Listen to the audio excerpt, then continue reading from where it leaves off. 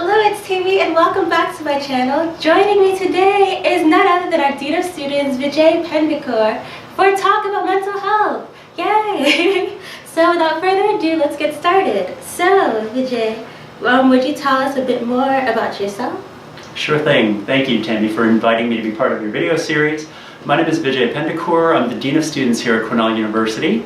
The Dean of Students is charged with working on crisis management for the campus, mental health issues, and campus climate, diversity and inclusion strategies as well. I've been at Cornell for a little less than a year right now, so I often like to say I'm in my freshman year at Cornell.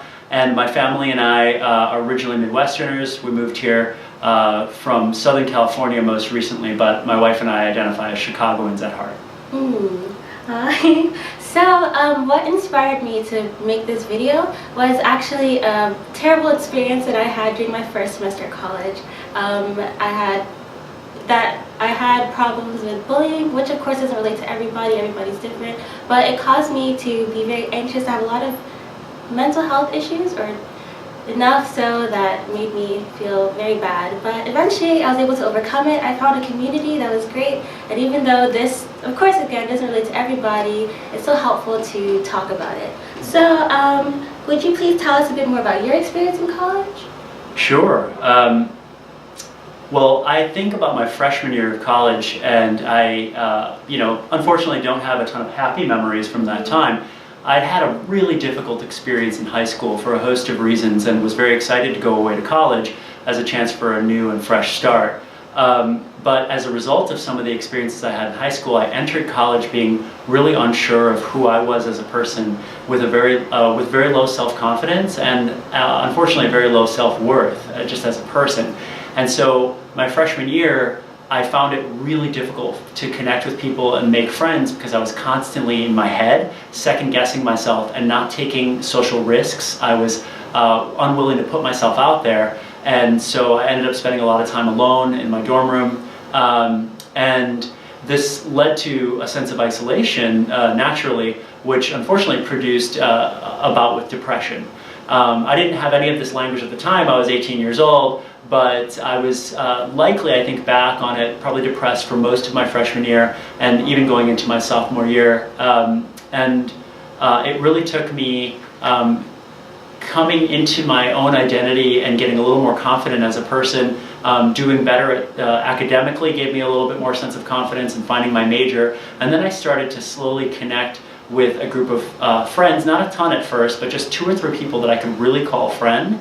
And having those people in my life, it was sort of like a positive cycle where I was able to then take control of my story and move forward with more authenticity about who I wanted to be in the world. And slowly, it didn't happen overnight, but I actually really moved forward into a space of enjoying college, and especially by my senior year was loving my experience, had a great group of friends, and I look fondly upon my time in college, even though it started from such a difficult place.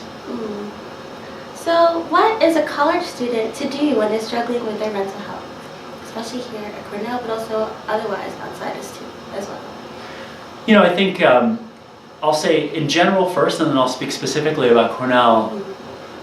In general, when you're struggling with a mental health issue, first know that you're not alone. I think when I think on a personal level, and what I know from the research, since this is my field, one of the toughest things for an individual going through a mental health issue who's carrying maybe a complex mental health issue that they've had for a while, or something acute that's a response to maybe a moment of trauma, is the sense that you're the only one dealing with something like this. And when you feel like you're the only one, a couple of things happen. One, it's very stigmatizing. Shame might emerge for you. You know, why am I going through this? What's wrong with me? And that shame leads to an inability to seek help. And so you can see how that would be a vicious cycle. And so one of the most important messages you can give yourself when you're going through a mental health issue is to know that you are not alone. A tremendous number of college students struggle with a mental health issue, and it's so important to destigmatize this and to humanize this as a almost natural byproduct of the tumultuous journey of becoming an adult that happens while you're in college. And so when we think about this more as part of the human experience and destigmatize it, then it gets easier to seek help. And seeking help, oftentimes in our society, gets narrowly construed as going to counseling.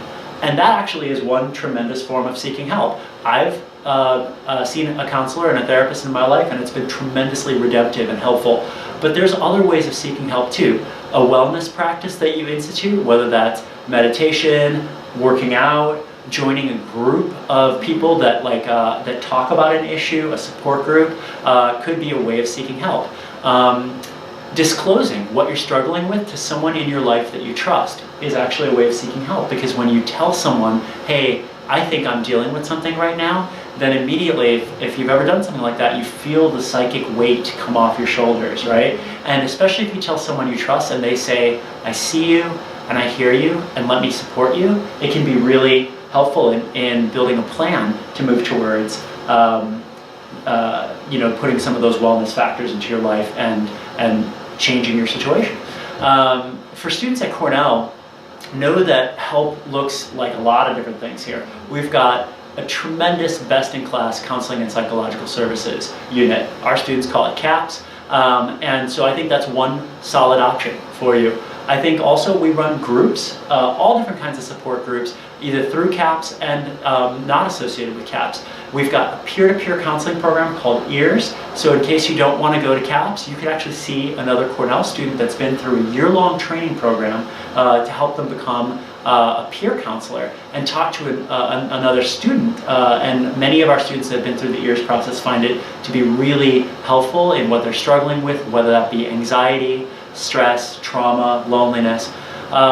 You could get involved in an organization that works on positive psychology and public health, like Cornell Minds Matter. One of our largest and strongest student organizations at Cornell is actually dedicated to mental health issues, and you can look them up on our website, Cornell Minds Matter. And so those are a few options right off the top of steps students can take here locally. Mm-hmm. And I found that talking to people and talking about it in groups helps for me, just talking about the issue. So finally, so if someone's on the edge, what would you say to them? Yeah. If somebody's on the edge, and I'm going to take being on the edge as being on the edge of knowing that you're struggling with something, but not being sure of whether you're ready to seek steps for it. First, I want to say, look, I can really empathize with that. I've had numerous moments of darkness in my life where I knew that something was wrong, but I wasn't ready to take action steps yet. And so my first recommendation would be to be gentle with yourself and to allow yourself the space to feel what you're feeling. Give yourself the grace to know that human beings are inherently fragile and fallible, and that it's okay. It's okay to have real sorrows and grief and trauma in life, because that's part of our world. And if you can give yourself gentleness, and if you can give yourself the space of self-acceptance, then it might actually help you take a step towards, okay, now I feel ready, like I'm ready to do something about this.